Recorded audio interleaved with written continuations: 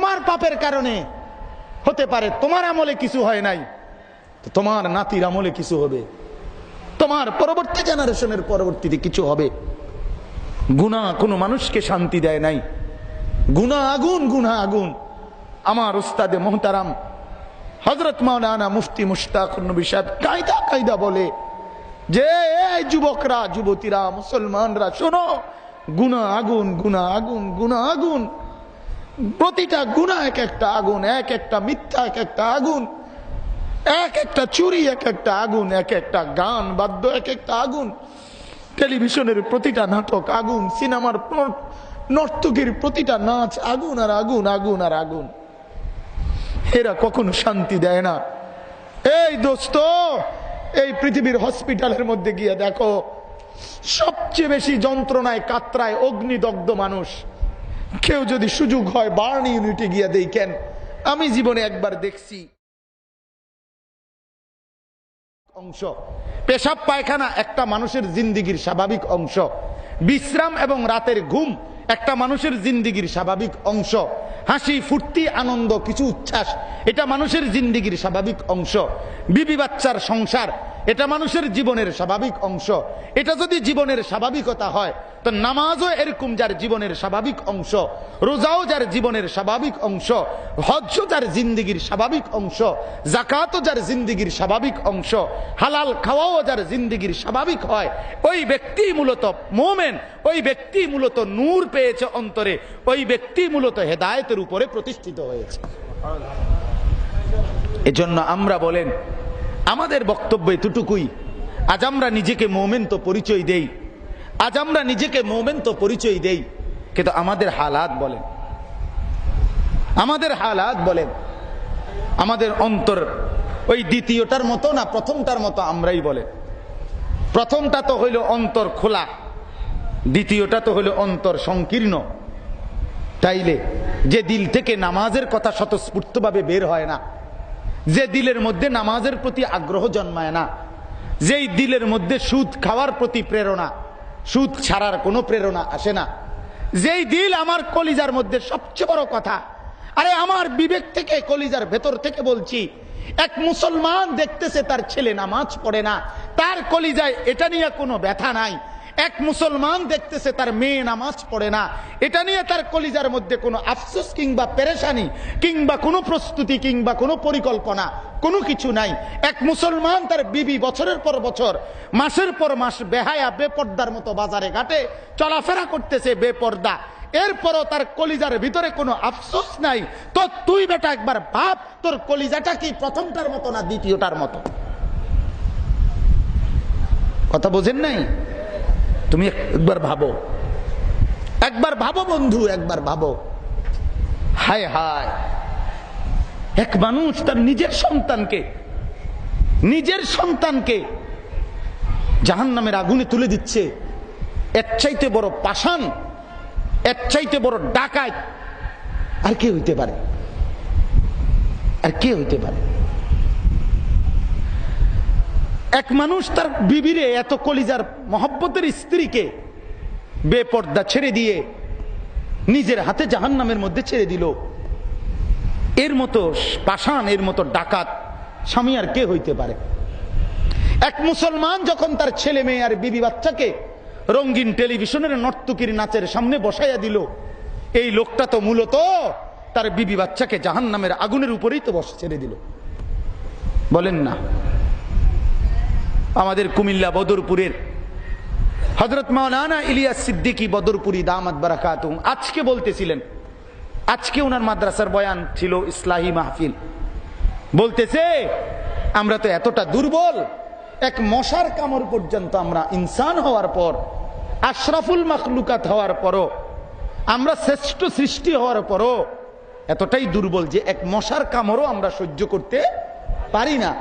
এক মশার কামড় থেকে বাঁচার জন্য আমরা কয়েল ব্যবহার করি, মশারি ব্যবহার করি। ডেঙ্গু মশার আক্রমণে বহু শিক্ষিত ভদ্রলোক হসপিটালের বেডে দুনিয়া থেকে বিদায় নিয়ে আনিছে। কোনো বাংলা বই কোনো কাম হইছে না, কোনো পদার্থ বিজ্ঞান, জীববিজ্ঞান, রসায়ন বিজ্ঞানে কোনো কাম হইছে না। মশা সব সিধা করে লেছে। কথা বলেন না কেন? মশা সব সিধা করে লেছে। এক সাধারণ মশা মশা সব সোজা বানাইয়া ফেলছে। কি এর বই আর কি এর পড়ালেখা, কিসের এই সমস্ত বংশং, সব বরবাদ শুধু মশার সামনে। যে মানুষ এক মশার সামনে এতটা অক্ষম, এতটা দুর্বল, জাহান্নামের সেই বিষধর সাপ, সেই বিষাক্ত সাপ আর বিচ্ছুর কামড় সে কেমনে সহ্য করবে? আমার কাছে এটা আশ্চর্য লাগছে হুজুরের কথা শুনে। হায় হায়, আসলেই তো আমি এতটা দুর্বল যে এক মশা আমার গায়ে বসলেই আমি লাফ দিয়ে উঠি, মশাটারে থাপ্পড় মারি।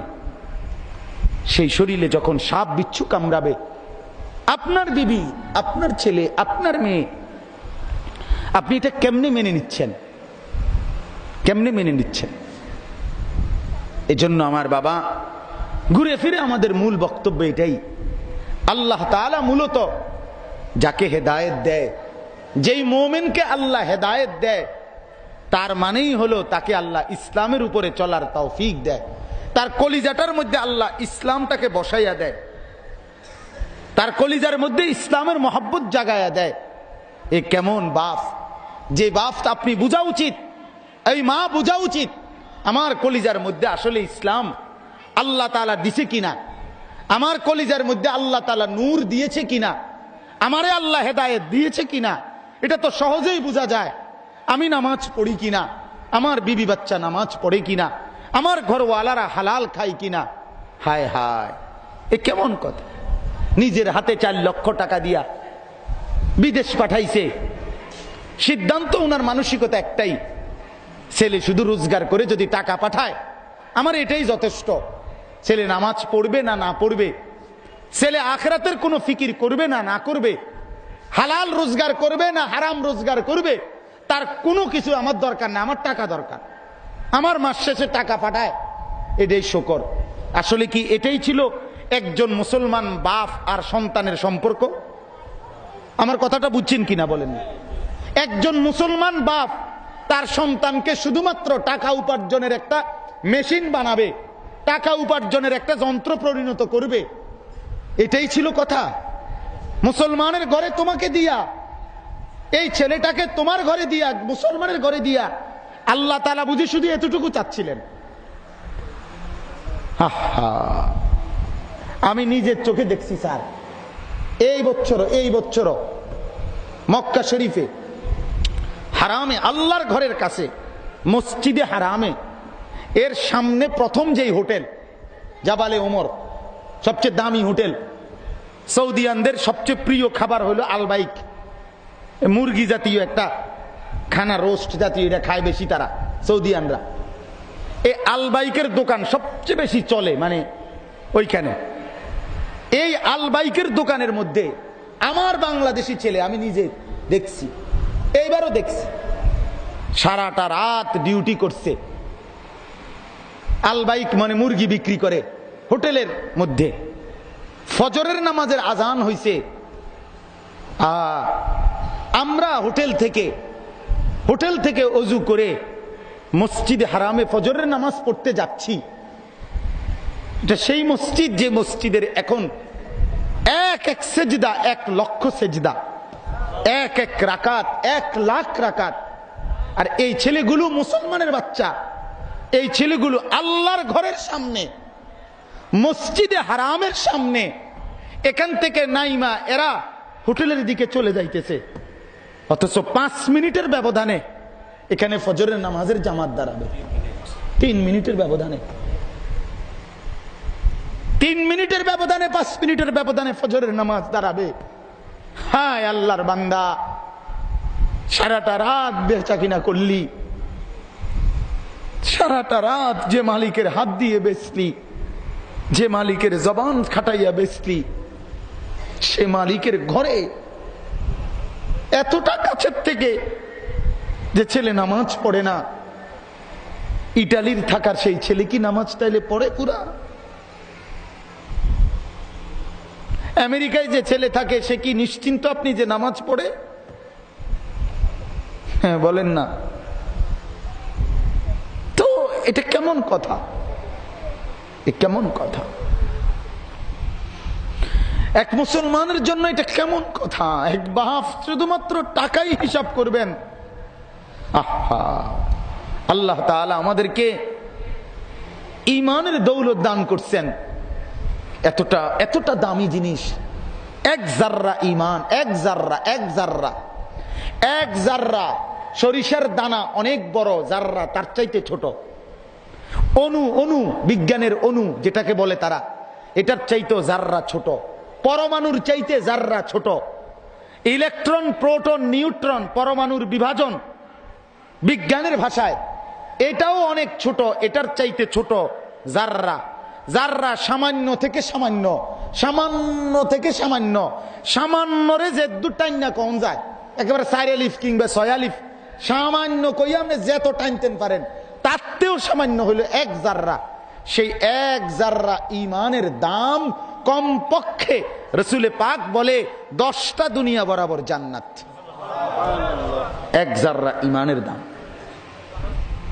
সেই ঈমান আসমানের নিচে জমিনের উপরে এক মানুষের সবচেয়ে বড় সম্পদ ঈমান। সবচেয়ে বড় সম্পদ কি ভাইয়া? সেই ঈমান রব্বুল আলামিন আমাকে আর আপনাকে মায়ের পেট থেকে, জন্মসূত্রে মায়ের পেট থেকে ঈমানের দৌলত দান করে আল্লাহ তাআলা এই পৃথিবীর বুকে, এই পৃথিবীর জমিনে আমারে বের করছে। আর বের করার 3-4 মিনিটের ব্যবধানে আমার ডান কানে আজান দিয়া, আমার বাম কানে একামত দিয়ে আমারে জানায় দিছে, তুই বড় কপালওয়ালা রে, তুই বড় কিসমতওয়ালা, তোরে রব্বুল আলামিন মুমিনের ঘরে জন্ম দিছে। হায়, কি যোগ্যতা আমার, কি যোগ্যতা আমার মায়ের, কি যোগ্যতা আমার বাবার। কারো কোনো যোগ্যতা নাই, যে শুধুমাত্র আল্লাহ পাকের দয়া ছাড়া আর কিছু কি বলে। আরে আমি তো এমনি বলি দোস্ত, আবু বকর সিদ্দিক জন্মসূত্রে ঈমান পায় নাই, ওমরে ফারুক জন্মসূত্রে ঈমান পায় নাই, হযরতে উসমান জন্মসূত্রে ঈমান পায় নাই, হযরতে আলী জন্মসূত্রে ঈমান পায় নাই। কেউ 40 বছর পরে ঈমান পাইছে, কেউ 30 বছর পরে ঈমান পাইছে, কেউ 50 বছর পরে ঈমান পাইছে, রাসূলের দাওয়াতে ঈমান পাইছে। তুমি আর আমি দোস্ত মায়ের পেট থেকে জন্মসূত্রে ঈমান পাইছি। আমার হায়াত যত, আমার ঈমানও তত দিনের। ঠিক কি না বলেন না? কত বড় দৌলত এটা, কত বড় নিয়ামত। সেই ঈমানের দৌলত আল্লাহ তাআলা আমাকে দান করার পর আল্লাহ বুঝি শুধুমাত্র আমার কাছে এটাই চাইছে, দুনিয়া বুঝি এটাই। আমার ঈমানের এই নিয়ামত দেওয়ার পরে বিনিময়ে শুধু আল্লাহকে শুধু আমি এটাই দিলাম, কিছুই তো দিলাম না। আমি শুধুমাত্র ফিকির করলাম আমার এবং আমার বিবি বাচ্চার ধন সম্পদ, মাল দৌলত, টাকা পয়সা, অর্থ সম্পদ। হ্যাঁ, আফসোস, আফসোস, আফসোস যে মুমিন, যে মুসলমান নিজের জীবনেও বন্দিগি আনে নাই, হালাল হারামের পার্থক্য করে নাই। আর বিবি বাচ্চা সন্তানদের জিন্দিগি তো যেই মুমিন আমলের জিন্দিগি আনে নাই, ফিকির করে নাই, মনে রাখেন তার জীবনটা কান্নামা আরে ইয়াজআলু সাদরাহু দাইয়িকান হারাজান। আল্লাহ তাআলা বলেন এটাকে সংকীর্ণ করে দিয়েছে, সংকীর্ণ করে দিয়েছে। আল্লাহ এটাকে হেদায়েত দেয় নাই, তার সিনার মধ্যে আল্লাহ নূর দেয় নাই, তারে জান্নাতের পথে চালায় নাই। তাইলে আখিরাতের ময়দানে, হাসরের ময়দানে আমরা কি জবাব দেব বলে? আমি তো পরিষ্কার দেখতেছি আমরা যে আমার ছেলে নামাজ পড়ে না, আমার মেয়ে নামাজ পড়ে না, আমার বিবি নামাজ পড়ে না, আমি নামাজ পড়ি না, হালাল খাইতে মন চায় না, হারাম ছাড়তে মন চায় না। তাইলে আমার হালাতটা কি হবে? আমি কোন পথে আগাইতেছি এটা কি আমি বুঝতেছি না? কথা বলেন না কেন? এটা বুঝাবার জন্য কি ডাক্তার দেখানো দরকার? এটা বুঝাবার জন্য কি আলট্রা করা দরকার, ইসিজি করা দরকার কোনো? আর এটা তো বুঝাই যাইতেছে, বুঝাই যাইতেছে। এই জন্য এই আয়াতের আলোকে আপনাদের কাছে আমরা এটাই বললাম। আল্লাহ তাআলা কোরআনুল কারীমের মধ্যে পেশ করেছেন এই কথা যে আমার যে বান্দাকে আমি হেদায়েত দেই, তারে আমি ইসলামের জন্য আলোকিত করে দেই, তার সিনার মধ্যে আমি ইসলাম ঢেলে দেই, তার মধ্যে আমি ইসলামের মহব্বত দিয়ে দেই। যার ফ্যামিলির মধ্যে, যার ঘরের মধ্যে, যার জিন্দিগির মধ্যে নামাজ, রোজা আর ঈমান আমলের ফিকির নাই, ঈমান আমলের মেহনত নাই, এই নিয়ে আলোচনা, পর্যালোচনা, বিশ্লেষণ নাই, মনে রাখেন সেই ঘর মুমিনের ঘর, আলোকিত ঘর না। সে ঘর অন্ধকার সংকীর্ণ ঘর ছাড়া আর কিছু না। সে ঘরওয়ালারা জাহান্নামের দিকে আগাইতেছে, জাহান্নামের দিকে। আমি প্রতিদিন আমার বিবি বাচ্চা ফজরের নামাজ আমি মসজিদের জামাতে নামাজ পড়ে, আমার একটা অভ্যাস, আমার ব্যক্তিগত বুঝার জন্য বলতেছি, আমি ফজরের জামাতের সালাম ফিরাইয়াই আবার বাসায় ফিরে আসি, ঘরে ঢুকি, আবার যাওয়ার সময় একবার বিবি বাচ্চারে উঠাই, আবার ফজরের সালাম ফিরাইয়াই আবার আসি। যদি তারা উঠতে দেরি করে তাহলে তো কমপক্ষে আরো 10-12 মিনিট সময় আছে, ওইটুকুর ভিতরে তুইলা যেন নামাজ পড়ে ঠিক মতো। এটা তো আমার জিম্মাদারি। অথচ আমার বিবি মাওলানা সাহেব, আমার বিবিও হুজুর, আমার বিবিও আলেমা, কিন্তু আমি যদি বলি উনি তো আলেমা, সে তো হুজুর মানুষই, হে তো নামাজ পড়বই না, তাইলে আমি স্বামী হিসাবে আমার দায়িত্ব আদায় হয় নাই। আমি যদি বলি আমার মেয়ে তো মাদ্রাসায় পড়ে, অতএব সে তো নামাজ পড়বেই, একথার উপরে ভিত্তি করে থাকলে হবে না, তাইলে আমার পিতা হিসাবে জিম্মাদারি আদায় হয় নাই। আমার পিতা হিসাবে আমার দায়িত্ব প্রতিবেলার নামাজের খোঁজ নেওয়া, আমার স্বামী হিসাবে দায়িত্ব আমার স্ত্রীর প্রতিবেলার নামাজের খবর নেওয়া। কথা বুঝছেন কিনা বলেন? এজন্য আপনাদের কাছে আজকে এটাই বুঝাইতেছি, নৈতিকতা বলেন আর যত কিছু বলেন, দেশের শান্তি সুখ আর সমৃদ্ধি বলেন, শান্তি স্বস্তি আর নিরাপত্তা বলেন, সবকিছুর শেষ ঠিকানা দ্বীন, ঈমান, ইসলাম, কোরআন, রসুলে পাকের সুন্নাহ। এ কথা তো প্রমাণিত হলো। আজ রাজনৈতিক আশ্রয় না নিলেও, রাজনৈতিক কথা বলা না বলা এটার আশ্রয় না নিলেও, জাতির সবচেয়ে শ্রেষ্ঠ, সবচেয়ে নিরাপদ, সবচেয়ে মেধাবীদের প্রতিষ্ঠানে যদি, হ্যাঁ মেধাবীর হাতে যদি মেধাবী এইভাবে নির্যাতিত হয়, এইভাবে লাশ হয়, তাহলে এটা কিন্তু অনেক বড় ভাবার বিষয়। এটা আর রাজনীতির বিষয় না, এটা আর আওয়ামী লীগ বিএনপির বিষয় দাঁড়ায় নাই। এটা নৈতিকতার অধপতন, এটা মনুষ্যত্বের অধপতন, এটা মানবতার অধপতন। কারণ একটি বুয়েটের ছাত্র, কোন জ্যানতেন কোন ছেলে বুয়েটে ভর্তি হইতে পারে না। অনেক মেধাবী, অনেক মেধাবী, অনেক মেধাবী, যারা মারছে তারাও মেধাবী,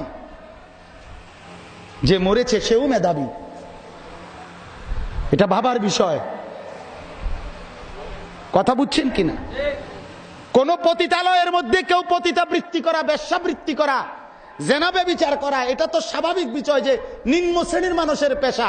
কিন্তু সমাজের উচ্চপদস্থ ব্যক্তি যদি অশ্লীলতার জেনাবে বিচারের জড়িয়ে পড়ে, শিক্ষিত এবং অনেক সার্টিফিকেটধারী, তাহলে সেটা কিন্তু চিন্তার বিষয়। কথা বুঝছেন কিনা? এটা ভাবার বিষয় যে সবচেয়ে উত্তম জায়গায় যদি পোকা ধরে, তাহলে বাকি গাছের অবস্থা কিন্তু খুব খারাপ।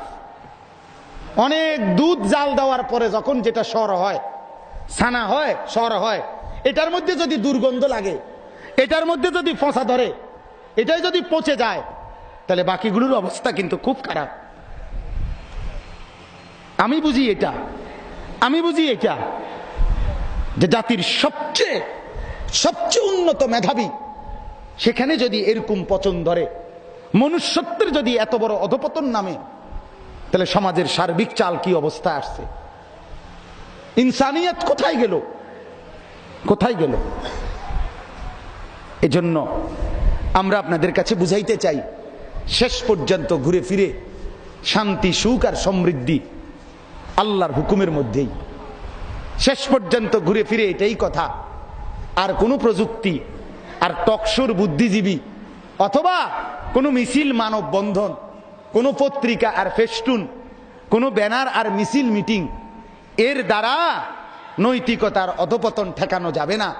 যতক্ষণ পর্যন্ত প্রতিটা মুসলিম সন্তানকে, সে মাদ্রাসায় পড়ুক আর স্কুলে পড়ুক, কলেজে পড়ুক আর ইউনিভার্সিটিতে পড়ুক, আল্লাহর কসম এদেশের প্রতিটা মুসলিম সন্তানের হাতে এই কোরআন বাধ্যতামূলক তুলে দিতে হবে। প্রতিটা মুসলমানের সন্তানকে বাধ্যতামূলক নামাজের মধ্যে দাঁড় করাইতে হবে, নয়তো এই জাতির অধপতন কেউ ঠেকাইতে পারবে না।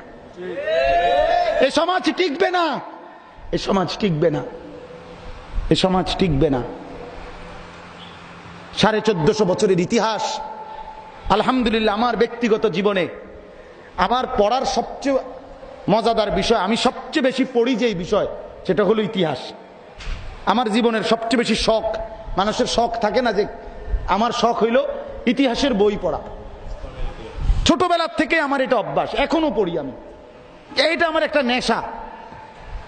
এই 1450 বছরের ইতিহাসে, না শুধু পৃথিবীর ইতিহাস, একেবারে পৃথিবীর ইতিহাস এটা, যে ভোগ বিলাসিতার মাধ্যমে যত জাতি বাড়াবাড়ি করছে তত জাতি চূড়ান্ত সীমায় অধপতনে নেমে গেছে, ধ্বংস হয়ে গেছে।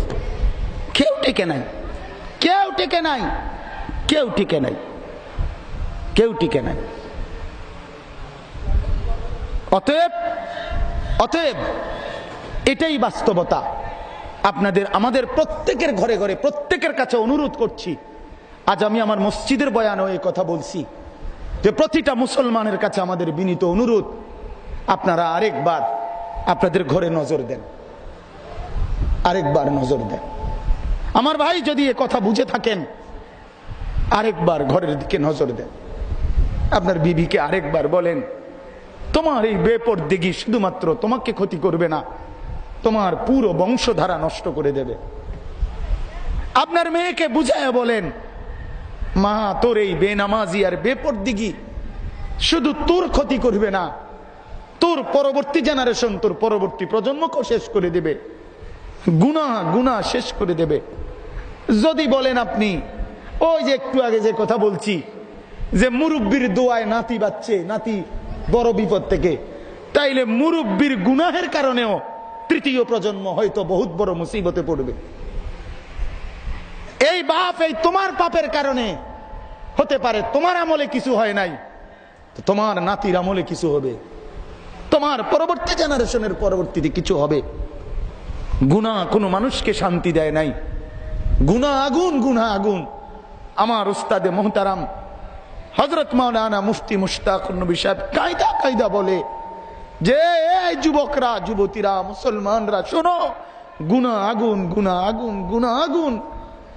প্রতিটা গুনাহ এক একটা আগুন, এক একটা মিথ্যা এক একটা আগুন, এক একটা চুরি এক একটা আগুন, এক একটা গান বাদ্য এক একটা আগুন, টেলিভিশনের প্রতিটা নাটক আগুন, সিনেমার নর্তকীর প্রতিটা নাচ আগুন আর আগুন, আগুন আর আগুন। এরা কখনো শান্তি দেয় না। এই দোস্ত, এই পৃথিবীর হসপিটালের মধ্যে গিয়ে দেখো, সবচেয়ে বেশি যন্ত্রণায় কাতরায় অগ্নিদগ্ধ মানুষ। কেউ যদি সুযোগ হয় বার্ন ইউনিটে গিয়ে দেখেন, আমি জীবনে একবার দেখছি অগ্নিদগ্ধ মানুষের চিল্লানির মতো চিল্লানি আর কোন পেশেন্ট চিল্লায় না।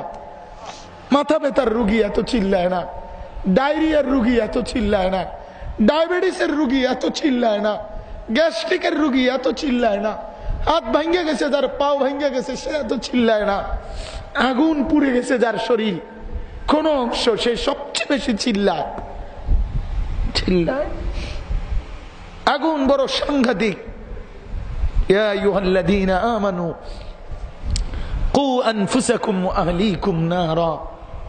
আল্লাহ তাআলা বলেন, ঈমানদার মুমিন, তোমরা নিজেকে এবং তোমার পরিবার পরিজন বংশধরকে আগুন থেকে বাঁচাও, আগুন থেকে বাঁচাও, আগুন থেকে বাঁচাও, আগুন থেকে বাঁচাও, গুনাহ থেকে বাঁচাও, গুনাহ থেকে বাঁচাও।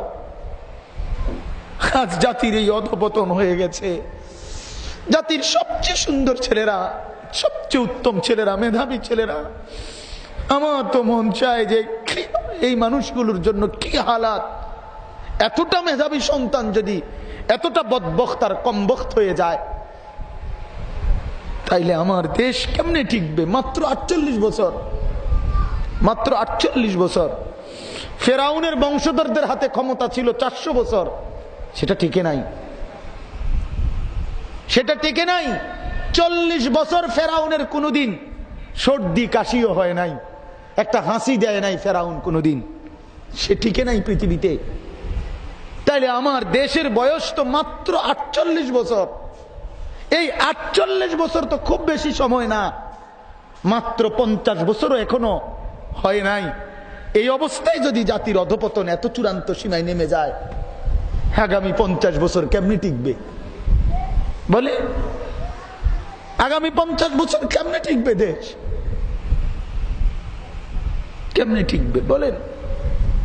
এজন্য দোস্ত, আমরা সবাই মিলে ফিকির করেন, সবাই মিলে ফিকির করেন। এই মাদ্রাসাগুলো উম্মতের শেষ ঠিকানা। আপনারা নুরানি মাদ্রাসার এই বাচ্চাগুলো রে, এ নুরানি পড়ে না, আসলে নুরানি পড়ে না, এরা জিন্দিগি বানায়, জিন্দিগি বানায়, জিন্দিগি বানায়। এদের জীবন সুন্দর করে, এদের আখিরাত সুন্দর করে, এদের দুনিয়া সুন্দর করে। এদের দ্বারা দেশ নিরাপত্তা পায়, জাতি নিরাপত্তা পায়। এই ছোট ছোট মাসুম বাচ্চারা গুনাহের মধ্যে আর দ্বীনকে বাদ দিয়ে, ঈমানকে বাদ দিয়ে, ইসলামকে বাদ দিয়ে, নামাজকে বাদ দিয়ে, আখিরাতকে বাদ দিয়ে কোন জনগোষ্ঠী সুখ পাবে না, শান্তি পাবে না। ইতিপূর্বে যেহেতু পায় নাই, আগামীতে আর পাবে না। কি বলেন, পাবে কিনা? অতএব এই মাদ্রাসাগুলো টিকায় রাখেন। আপনাদের প্রত্যেকের বাচ্চা মাদ্রাসায় পড়াইতে হবে। আমি বললাম 4 জন ছেলের মধ্যে 1 জন মাদ্রাসায় দিলে হবে না, 3 জন মেয়ের মধ্যে 1 জন মাদ্রাসায় দিলে হবে না। মাদ্রাসায় সবাই পড়তে হবে। মুসলমানের প্রতিটা সন্তান মাদ্রাসায় পড়তে হবে। মুসলমানের প্রতিটা সন্তান মাদ্রাসায় দ্বীন শিখাইতে হবে। এই 10 বছরের ভিতরে তার নামাজ রোজার পাবন্দি করে দিতে হবে। মেয়াদ থাকতে থাকতে ওষুধ খেয়ে ফেলতে হয়, মেয়াদ উত্তীর্ণ হলে আর ওষুধ খাইতে নাই। আল্লাহ রসুল বলছে 10 বছরের ভিতরে বাচ্চাকে শাসন করে হলেও নামাজ রোজায় অভ্যস্ত করে দাও। 10 বছর, অদ্রিবুহুম আলাইহা অহুম আবনাউ 10 সিনিন। রসুল পাক বলেন তোমার বাচ্চার বয়স যখন 10, এবার যদি নামাজ না পড়ে প্রয়োজনে শাসন করো, প্রয়োজনে শাসন করো, প্রহার করো। 10 বছর ভিতরে যেন মুসলমানের ছেলে মেয়ে পাক্কা নামাজে অভ্যস্ত হয়। 10 বছরের ভিতরে বাচ্চা যেন কোরআন শরীফ বিশুদ্ধ তেলাওয়াত করে। এরপরে মিয়া স্কুলে না, এরপরে সে আমেরিকার ইউনিভার্সিটিতে পড়ুক, একেবারে হিমালয় পর্বতের উপরে গিয়ে পড়ুক, কোনো অসুবিধা নাই, কোনো অসুবিধা নাই। কিন্তু তার জিন্দিগির ফাউন্ডেশন নামাজের উপরে তুলে দিতে হবে। তার জিন্দিগির ফাউন্ডেশন কোরআনুল কারীমের তিলাওয়াতের উপরে তুলে দিতে হবে।